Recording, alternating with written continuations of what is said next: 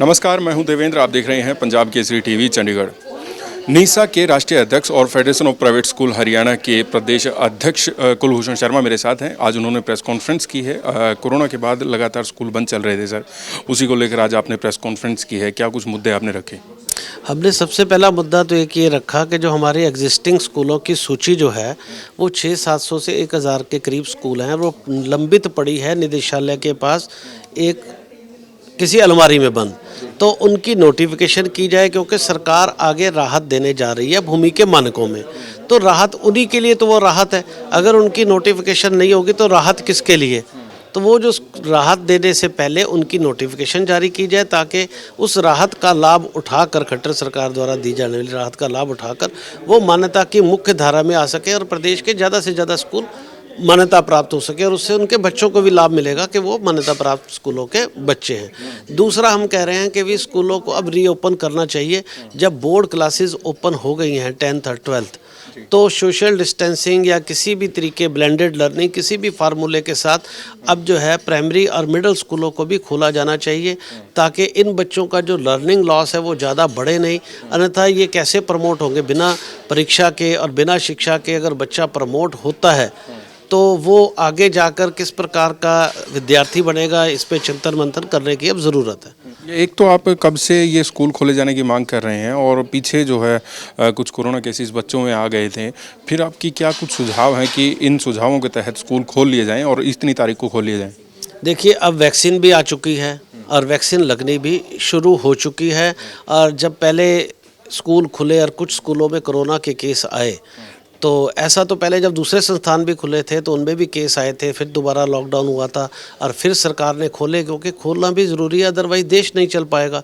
ऐसे शिक्षा को भी अब चलाना ज़रूरी है। तो इसके लिए कुछ नियम और निर्धारित कड़े किए जा सकते हैं कि सोशल डिस्टेंसिंग या कम बच्चों का फार्मूला बनाया जा सकता है बातचीत करके कि 25-30% बच्चे ही आएँ, अल्टरनेटिव डेज़ पे आएँ, ब्लेंडेड लर्निंग के थ्रू जो है एजुकेशन हो। लेकिन अब विदाउट परीक्षा बच्चे प्रमोट भी नहीं होने चाहिए। अगर विदाउट परीक्षा प्रमोट हुए तो ये बहुत बड़ा लॉस होगा, विद्यालयों का भी, शिक्षा का भी, शिक्षक का भी। मतलब शिक्षक भी बेरोजगार होगा, बच्चे का लर्निंग लॉस होगा, विद्यालय तबाह और बर्बाद होकर बंद हो जाएंगे। और नई शिक्षा नीति जिसको हम क्रियान्वित कर चुके हैं, उसके परिणाम हम नहीं ला पाएंगे। उसके परिणाम के लिए स्कूल भी चाहिए, शिक्षक भी चाहिए। अगर स्कूल बंद हो जाएंगे, शिक्षक बेरोजगार हो जाएंगे, तो नई शिक्षा नीति को कैसे ढंग से क्रियान्वित करेंगे? कब से आप चाह रहे हैं कि स्कूल खुल जाए? मैक्सिमम 1 फरवरी से ये स्कूल खुल जाने चाहिए। एक आपने प्रेस नोट जो दिया है उसमें कुछ नुकसान $400 बिलियन आई थिंक आपने बताया है, वो किस तरीके से है? आपकी क्या कैलकुलेशन है? ये वर्ल्ड बैंक का ये कोट है कि $400 बिलियन का नुकसान एजुकेशन में हुआ इंडिया में। तो आगे अगर अभी स्कूल नहीं खुलते हैं तो ये बढ़ जाएगा। और स्कूलों में किस तरीके की दिक्कतें आप देख रहे हैं कि फिलहाल आ रहे हैं, और क्या कुछ मांग आपकी सरकार से?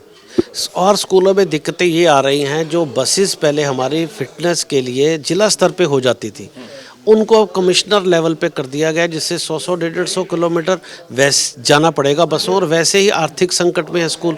और दूसरा, शनिवार संडे को वो पास होंगी नहीं, तो वर्किंग डे में जाएंगी, वर्किंग डे में लर्निंग लॉस भी होगा। तो ये जिला स्तर पर ही रहना चाहिए, तुरंत ये आदेश वापस होने चाहिए। और जो रोड टैक्स के माफ़ी की बात है, अभी तक आदेश पहुंचे ही नहीं है। जब आदेश नहीं पहुंचे हैं तो वो उनको जो है उनसे फ़ाइन भी लिए जा रहे हैं, उनके वो टैक्स माफ़ नहीं हो रहे, स्कूलों से प्रॉपर्टी टैक्स वसूले जा रहे हैं, बिजली के बिल वसूले जा रहे हैं। तो सरकार को इसमें इस समय ज़रूर राहत देनी चाहिए, क्योंकि हर क्षेत्र खुल चुका है लेकिन अभी तक शिक्षा और स्कूल लॉकडाउन में है।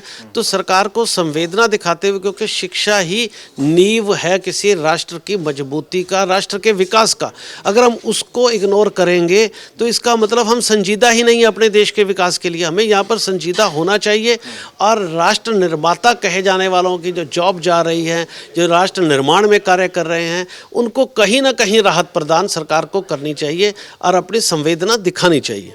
शुक्रिया।